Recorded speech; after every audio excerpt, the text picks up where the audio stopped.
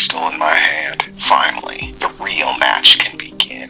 I had managed to pull a fast one on the man in the pinstripe suit. A gamble of pure luck, but it paid off. Now, with the things that I want in hand, the next time I try to cut a deal with him, it'll be on a much more even playing field. Of course, the man in the pinstripe suit knows that. He knew that whatever I won in a little exchange still would amount to next to nothing, considering all of the things he's gained over his time. Even my entire lifetime and everything that accumulated it still wasn't enough to open up everything that he had to offer. Even the lifespan in general. If I had exchanged every drop of resource I have in every other category and exchanged it just for general lifespan, I could have lived for over 1,000 years, and it still wouldn't have used his resources up. In terms of resources, what I was able to get from him was a drop in the bucket,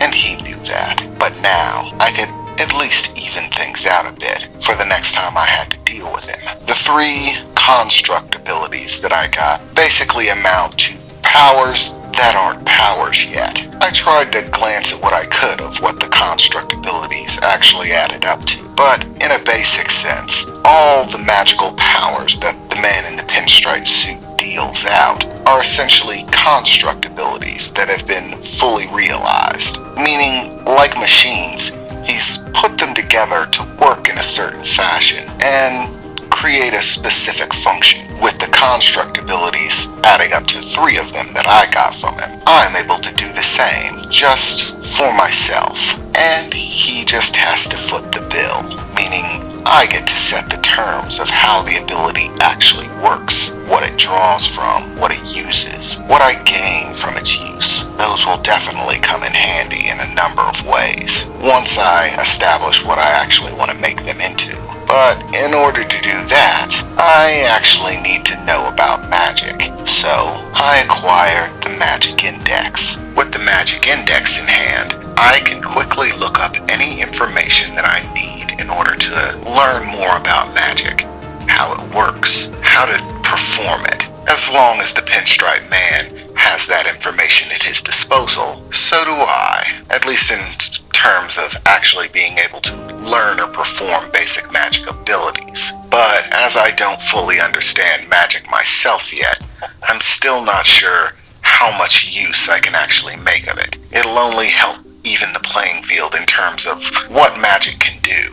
While I was looking through his book, I saw so many things. I could have spent all day looking at it and I still wouldn't have gotten through it. But being able to learn magic generally will definitely help. From what I could tell, the primary difference between magical abilities and magic use in general is that magically constructed abilities function by themselves without actually having to have any input from the person who has them. From the general description in the book, it looked like magic was actually performed by the person, more like it is in books, casting spells or using objects to channel magical energy. While the magical construct abilities are different, they don't actually require any focus or intent from the person who has them. They're simply passive, always working. It would make sense that lots of people want these construct abilities. From what I can tell looking through the book, they have immense value,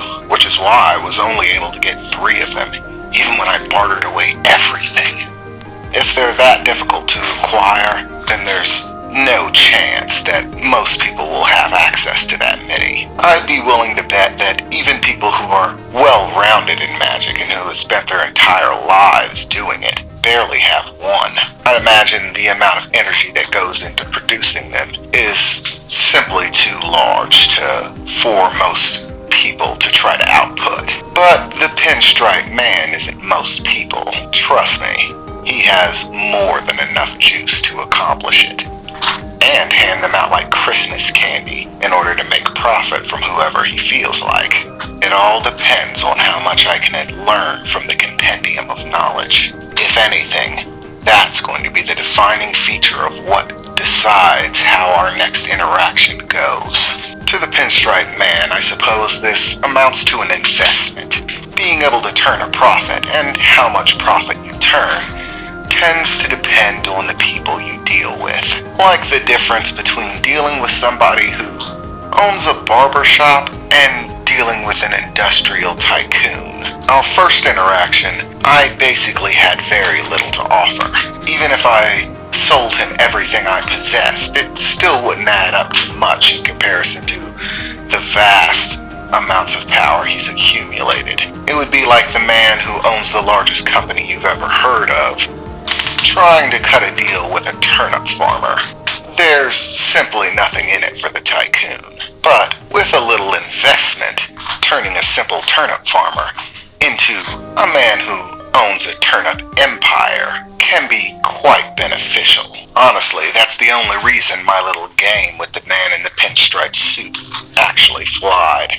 I have the feeling that if I had actually had anything of real value, for example, if I was a seasoned mage with lots of magical assets and abilities at my disposal, there's no way in the world that the pinstripe man would have played that little game.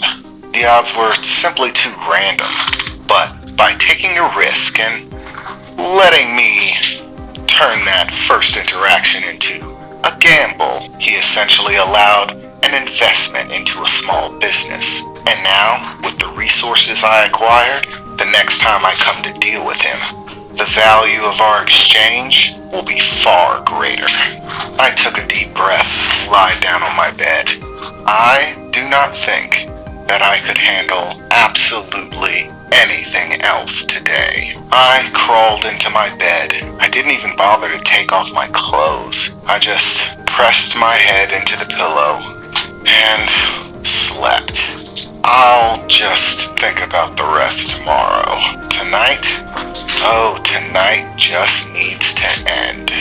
Wake up. Do you hear me, little boy? Wake up. I hear a voice announce. Groggily, I feel myself start to rouse and come about, opening my eyes and looking towards the direction of the voice. As my vision clears up a bit, I see the face of a beautiful blonde woman staring at me. What in the world? I shout, jumping back, rolling to the other side of the bed. It's the blonde woman, the one who worked for the man with the pinstripe suit. What is she doing here? There she stood in her white dress and the blonde hair, the glasses, the golden ribbons and straps that decorated it, looking just as prim and proper as she had before, except now she was standing on the opposite side of my bed. The sun was just starting to come up, so it was most likely still very early in the morning. What are you doing here? I shouted. Be quiet, the woman announced. Do you want to wake everyone in the house? My boss may be able to do that little trick where no one can hear or see him, but I can't. Be quiet, she says. This was definitely not how I expected my day to begin. What are you doing here? Why are you in my bedroom? I said, trying to keep my voice down. The last thing I need is for one of the maids or my mother to walk in this situation. Well, after the events of last night, I thought I'd have a closer look at you, she said, beginning to make her way around the bed to the side that I had fallen off of. Come now, I don't have all day, she said, grasping my arm and lifting me to my feet, beginning to pull me towards the center of the room. What do you mean, have a look at me? If Pinstripe sent you, this isn't very businesslike. A deal's a deal. I'm not giving it back. Oh, my boss didn't send me here.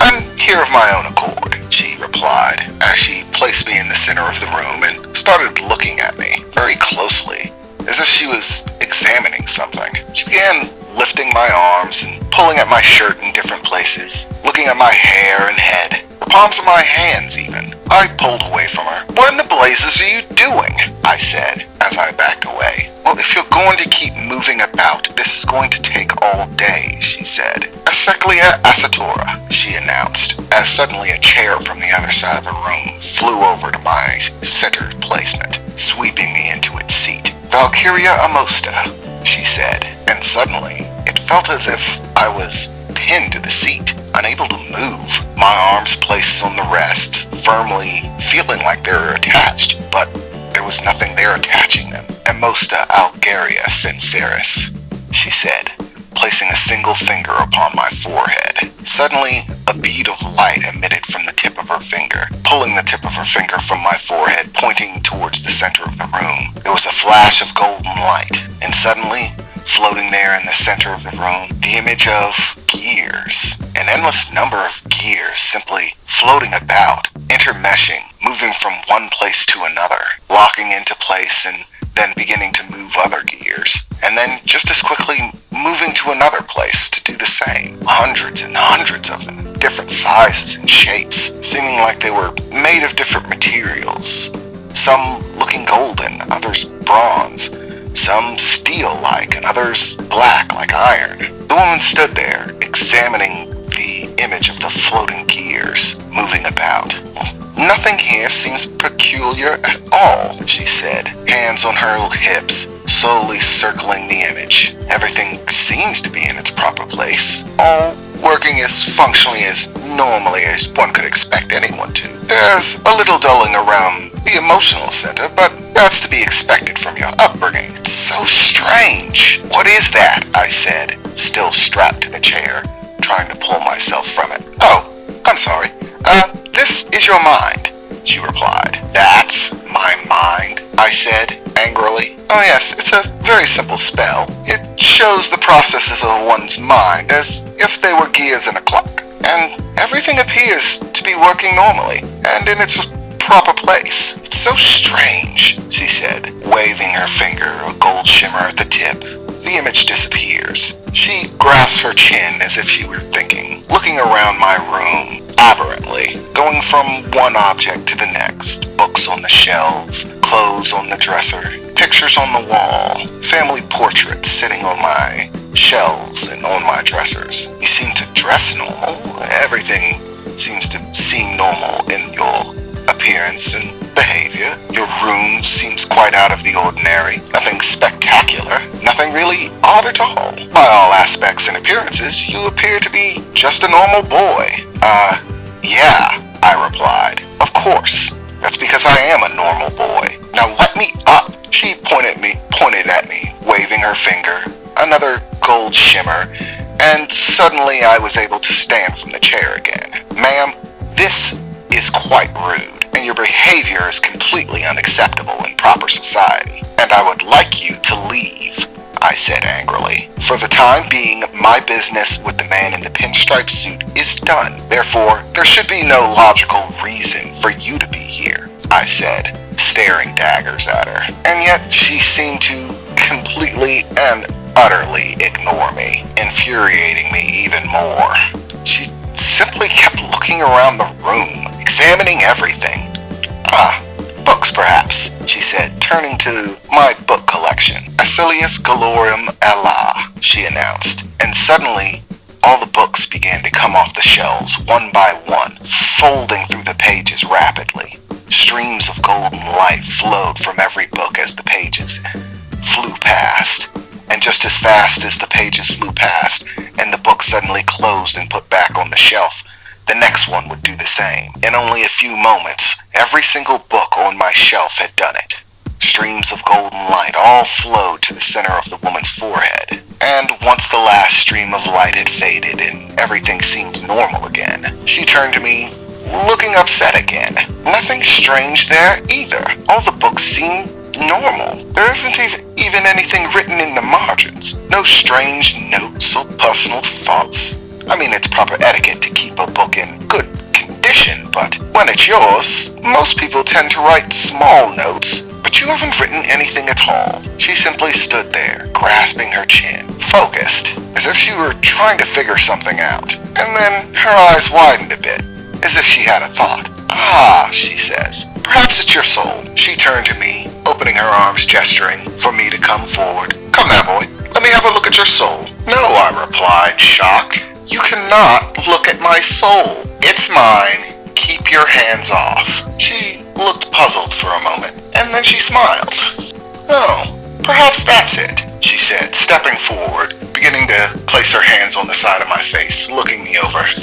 "You claim to know nothing about magic, and yet you denied me permission to see your soul. It could be nothing.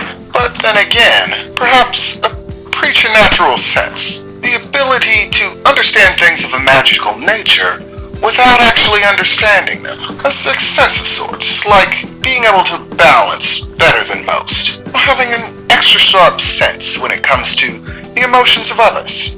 Yours might just be some strange aberration, an abnormally developed sense. Maybe that's why you didn't allow me to see your soul, because you knew somewhere deep in there that one needs permission from the other to see it. A sixth sense, awareness without awareness. That would be quite interesting. I took her hands off of my face and backed away again.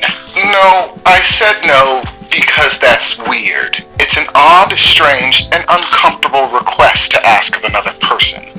Perhaps, she said, grasping her chin again, standing back up straight. Why are you so interested in this? I replied. And what's so strange about not being strange? I think the fact that I'm normal is very normal. There doesn't seem to be anything strange about it. Well, simply, she replied, if you knew what I knew, then you would know that the fact that you don't have anything strange about you is in fact what is strange in and of itself. Simply, it's strange that you're not strange. I looked at her puzzled, wondering exactly how it worked inside of that head. This was definitely, most definitely, not how I expected to begin my day.